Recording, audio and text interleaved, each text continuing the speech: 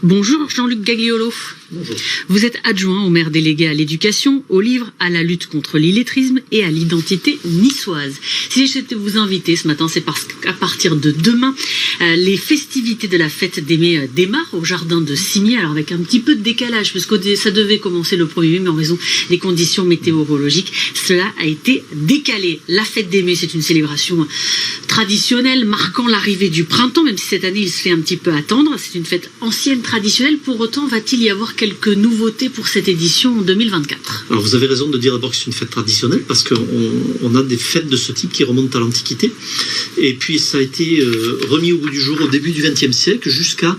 il y a une petite interruption et puis finalement depuis les années 60 c'est ininterrompu et on le retrouve dans les jardins de Cimiez. Les nouveautés, c'est effectivement de retrouver d'abord beaucoup d'événements et d'actions pour les enfants, pour les plus jeunes. C'est l'élection de la Reine des Mets qui n'est pas une nouveauté mais qu'on rappelle chaque année parce que ça attire beaucoup de monde et ça fait participer nos jeunes aussi. Les nouveautés, c'est aussi la nocturne des Mets dans le cadre des Mets de quartier. Et puis enfin, on a mis en place aussi on a remis au bout du jour un concours d'affiches pour que Niçois puisse, artistes professionnels ou non d'ailleurs, puissent laisser libre cours à leur créativité pour nous montrer ce qu'est à leurs yeux la fête des Mets. Alors justement, vous pouvez nous en dire plus sur ce concours d'affiches. Une affiche a-t-elle déjà été sélectionnée ? Comment ça va être mis en place ? Oui, nous avons eu effectivement un jury qui s'est réuni, qui a présélectionné une quinzaine d'affiches, et sur la quinzaine que nous avons étudiée plus précisément, nous avons dû en choisir, et alors que nous devions en choisir qu'une, nous en avons choisi deux, qui étaient tellement opposées l'une et l'autre, une très moderne et l'autre très traditionnelle, qu'on a eu du mal à se départager. On a donc deux coloréates. Deux coloréates, et on les voit actuellement à l'écran. Elles représentent très bien la fête des Mets. Vous parliez de l'élection de la Reine des Mets. Ce sera ce samedi. Quel est son rôle à cette femme, à cette jeune femme ? Cette jeune femme est représentative, c'est-à-dire c'est une jeune femme qui va tout au long de l'année dans les événements niçois, de toute nature, pas seulement les événements traditionnels, pouvoir représenter la vision traditionnelle de la ville de Nice, c'est-à-dire la capacité à s'exprimer en langue niçoise, éventuellement à savoir chanter, à savoir danser selon nos danses et nos chants niçois. C'est quelqu'un qui est représentatif du fait que les jeunes s'intéressent à ce que nous sommes, à notre identité, à notre tradition. Voilà, et ça c'est important parce qu'en effet, pendant cette fête des Mets, on a les ballettis, on a la musique traditionnelle, on parle de cette identité niçoise que nous partageons, et cette identité niçoise, elle est dans la modernité. Il faut faire face à cette modernité, essayer de ne pas l'oublier et donc éduquer les jeunes générations.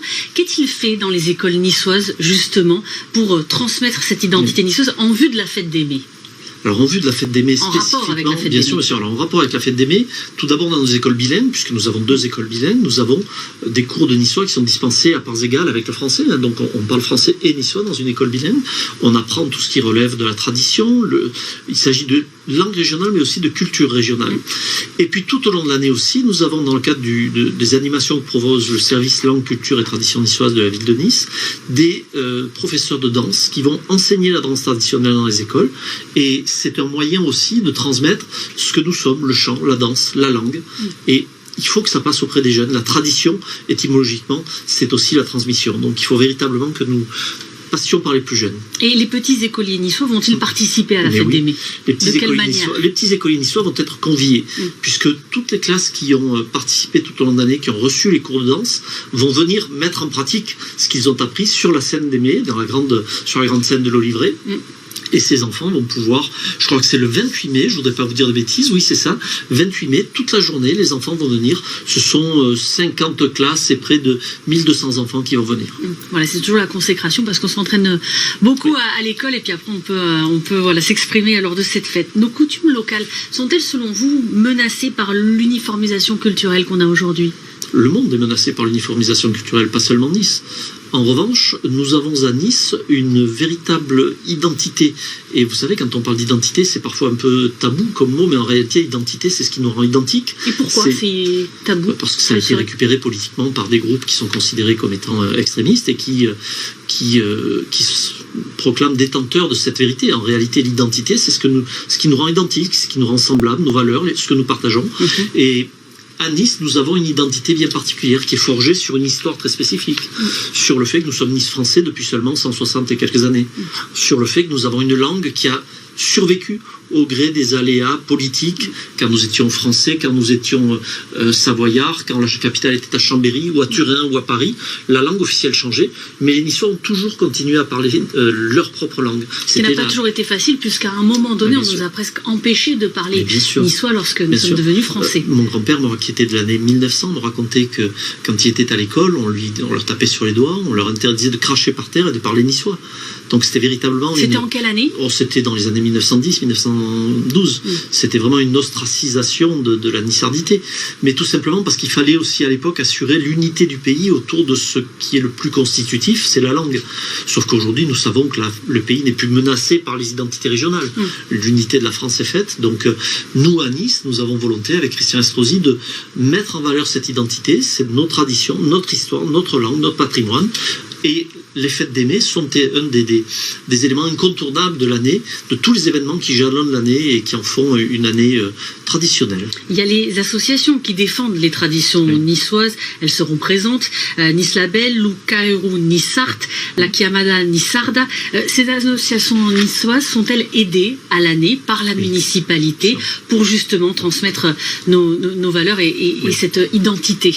Évidemment. Est-ce que ce n'est pas qu'une fois pendant la fête des mai? Non, pas du tout. Les groupes folkloriques que vous évoquiez, nos 3 groupes folkloriques, sont des groupes qui sont en convention avec la ville de Nice, qui sont donc aidés tout au long de l'année, que nous sollicitons tout au long de l'année aussi pour participer à nos événements. Et d'ailleurs, pour la fête des mai des enfants, dont nous parlions tout à l'heure, les groupes folkloriques vont participer parce que chacun d'entre eux va présenter ses costumes aux enfants pour expliquer la signification d'un costume traditionnel. Donc c'est véritablement un partenariat qui s'est noué depuis des années d'ailleurs avec la ville de Nice et qui est extrêmement constructif parce que chacun apporte sa pierre à l'édifice. Ont-ils des financements particuliers comme ils représentent la tradition? Bien sûr, il y a des financements qui sont liés à leur activité, plus à ceux que nous leur demandons tout au long de l'année, et ça c'est conventionné dans le cadre d'un document que nous contractualisons régulièrement, donc nous renouvelons tous les ans. Merci beaucoup, Jean-Luc Gagliello, adjoint au maire, donc délégué à l'éducation, au livre, à la lutte contre l'illettrisme et puis à l'identité niçoise, d'être venu ce matin. Je rappelle donc, début des festivités de la fête des mai ce samedi. Il y aura également dimanche et ensuite tous les dimanches de ce mois de mai. Merci beaucoup. Merci à vous.